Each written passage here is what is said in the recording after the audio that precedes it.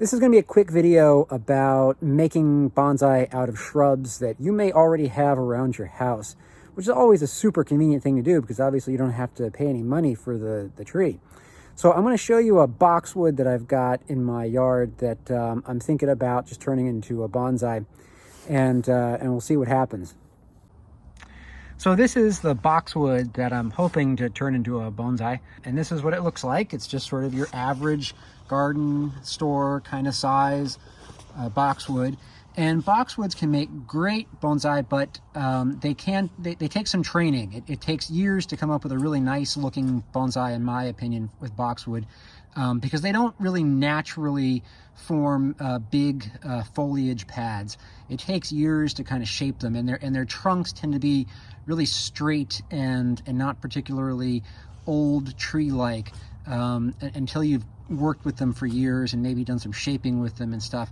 So boxwood has potential because it's very hardy. It's a very hardy variety, and it's got lots of little leaves that grow very densely together. So there's real potential there for a nice looking tree, but getting it to really look like an old tree takes a lot of time and patience. So that's the downside. Let me show you another thing that sort of makes it difficult to work with. You can see down here, it's very dense, so it's hard to see. And boxwoods are always like this when they're grown like a hedge. It has a lot of very dense branches, some thick trunks down there, and it's hard to know what you're really working with until you start cutting. But what I'm going to try to do is isolate what's the main trunk, the biggest one, and the one that I want to make the main trunk, and then I'm going to prune away any other side trunks that I don't think are worth keeping. So I'm just going to work on it, and I'll show you what I come up with. So the wood of boxwood plants is very dense and hard, and I'm totally failing with my pruning shears as I'm trying to cut through all that. So I'm going to resort to something with a little more brute force. This is a reciprocating saw, and reciprocating saws are really handy little tools, and it'll make short work out of these branches. So we'll give this a shot instead and see where we get with this. Okay, so after cutting off a whole lot of material, and this is all the material that I chopped off, I decided that it looked to me like keeping two of the trunks might actually be better than getting rid of all of them but one. What I kind of like about this is that with the two trunks here, they have sort of symmetrical branch structure that I find kind of pleasing. It's a little formal and not a typical kind of bonsai shape. As a general rule, bonsai is typically a single trunk affair. Usually, you develop one trunk, and that's your conventional bonsai shape. But you can see bonsai with two trunks and maybe even three, this looks to me like it has some potential. You can sort of see how the two trunks, I don't know, they kind of look nice as a pair. And I'll probably maybe train it into a more formal kind of style, where it's sort of symmetrical as opposed to asymmetrical, and develop a triangular shape this way and that way. So I'm not sure exactly what I'm going to do with it yet, but I'm going to keep doing some more pruning. And what I'm doing is I'm taking my pruning shears, and I'm just sort of really just going at it. I'm not being careful about pruning, one branch at a time or something like that, because, boxwoods can take it.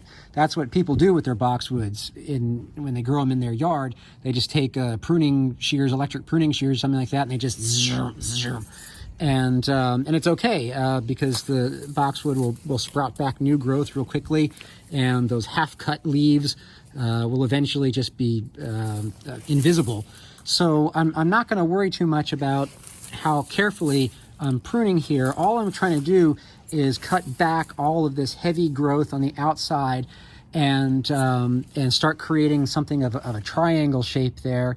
And also try to open up the tree. That's part of the goal here, is to eliminate some of the inside branches so that it's not so dark and solid in here, and the branches have a chance to be exposed to light, which will encourage more budding back of the leaves, and eventually into denser foliage pads. So that's my goal, and I'll do a little more pruning and then show you what I've got. Okay, so this is where I think I'm going to stop for today. And this is what it looks like now. So again, we've got our twin trunk.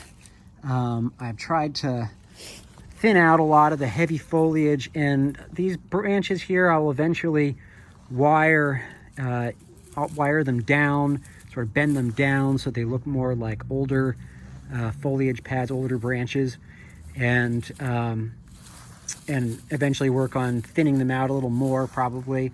But for now, I think like this is a pretty good place to stop.